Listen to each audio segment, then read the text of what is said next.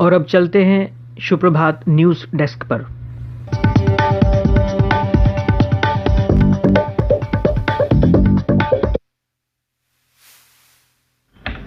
धन्यवाद सैमी। समाचार पत्रों की सुर्खियों के साथ आज मैं हूं न्यूज डेस्क पर अनिरुद्ध।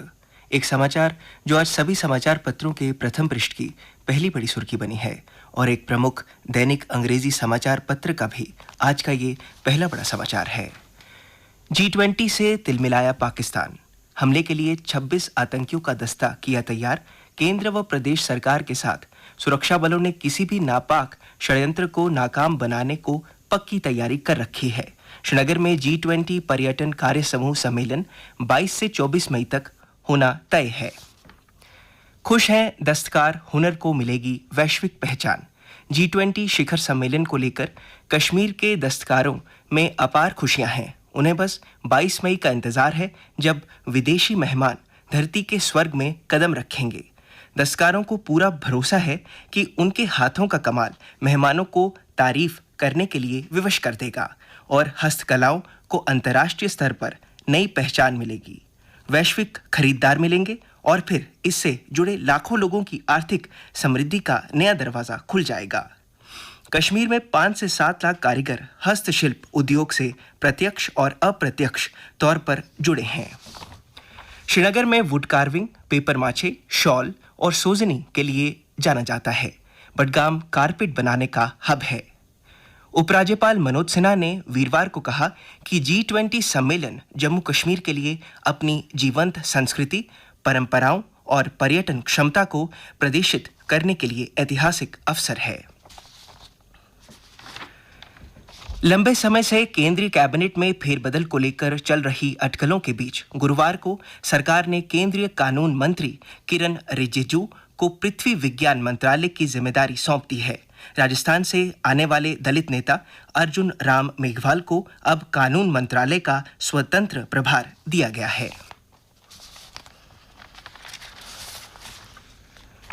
कर्नाटक में सिद्धरमैया अगले मुख्यमंत्री और डीके शिव कुमार उप मुख्यमंत्री होंगे। बुधवार देर रात सहमति बनने के बाद कांग्रेस ने वीरवार को इसकी औपचारिक घोषणा कर दी। शपथ ग्रहण 20 मई को दोपहर 12:30 पर होगा।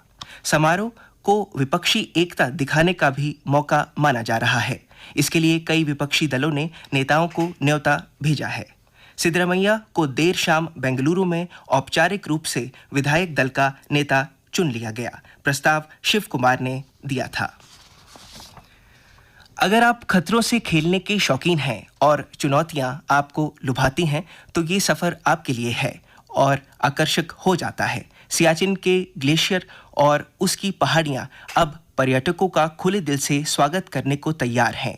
सियाचिन के आधार शिविर तक जाने के लिए अब आपको परमिट की आवश्यकता नहीं होगी।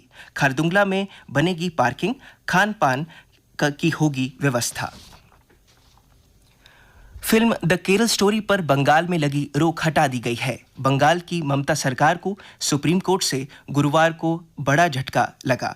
शीर्ष अदालत ने बंगाल में फिल्म को रोक लगाने वाला राज्य सरकार का 8 मई का आदेश स्थगित कर दिया। इसके साथ ही कोर्ट ने तमिलनाडु सरकार को फिल्म दिखाने वाले सभी सिनेमाघरों की सुरक्षा सुनिश्चित करने के आदेश दिए हैं। अब अन्य समाचारों के साथ मेरी सहयोगी रोहिणी शर्मा। धन्यवाद अनिरुद्ध। श्रीनगर में 22 से 24 मई तक होने जा रही G20 बैठक में हिस्सा लेने वाले मेहमानों के शानदार स्वागत की तैयारी चल रही है। मेहमानों का जायका बढ़ाने के लिए देशी विदेशी व्यंजनों के अलावा जम्मू कश्मीर के खास व्यंजन नंदरू, यखनी, रोगन जोश, दम आलू, राजमा चावल, गुच्छी भी खास तौर से परोसी जाएंगी। प्रदेश के उच्च शिक्षा संस्थानों के बीच संयुक्त अनुसंधान, स्टार्टअप और शिक्षण मार्ग प्रशस्त करने और आपसी समझ बढ़ाने के लिए पहली अंतर संस्थागत बैठक हुई। इसमें प्रदेश के विश्वविद्यालय के कुलपतियों, निदेशकों, वैज्ञानिकों और शैक्षणिक संस्थानों के प्रमुखों ने भाग लिया और भविष्य में एकीकरण पर आधारित योजना के तहत कार्य पर चर्चा की। स्नातक में दाखिले की संयुक्त विश्वविद्यालय प्रवेश परीक्षा CUET 2023 ने प्रदेश के विद्यार्थियों की चिंता बढ़ा दी है। 21 मई से 6 जून तक चलने वाली इस परीक्षा के लिए प्रदेश के अभ्यर्थियों को पंजाब, दिल्ली, हरियाणा जैसे राज्यों में परीक्षा केंद्र आवंटित किए गए हैं। जम्मू कश्मीर स्टूडेंट्स एसोसिएशन ने परीक्षा केंद्र में बदलाव को लेकर उपराज्यपाल मनोज सिन्हा और केंद्रीय शिक्षा मंत्री को लिखकर हस्तक्षेप करने की गुहार लगाई है। सभी वाहनों के लिए 1 जून से खुलेगा मनाली लेह मार्ग। नई दिल्ली कटरा के बीच आज से चलेगी विशेष ट्रेन। और अब कुछ खेल समाचार।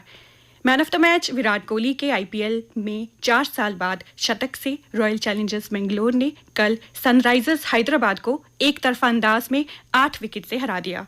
इसी के साथ बेंगलोर अंक तालिका में चौथे स्थान पर आ गई है। वहीं एक और मैच में आज राजस्थान का मुकाबला पंजाब से होगा। यह मैच आज शाम 7:30 से खेला जाएगा। पिता ने सपने के दिए पंख तो फतह कर ली एवरेस्ट। हिसार के डाटा गांव की पर्वतारोही मीनू ने माउंट एवरेस्ट को फतह कर लिया है।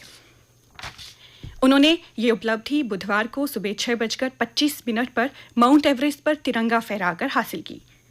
शानदार फॉर्म में चल रही इंग्लिश टीम मैनचेस्टर सिटी ने बड़ा उलटफेर करते हुए मौजूदा और 14 बार की विजेता रियल मैड्रिड को हराकर यूएफए चैंपियंस लीग के फाइनल में जगह बनाई। खिताबी मुकाबले में मैनचेस्टर सिटी का सामना इंटर मिलान से 10 जून को इस्तांबुल में होगा। और अब नजर डालते हैं मौसम के हाल पर।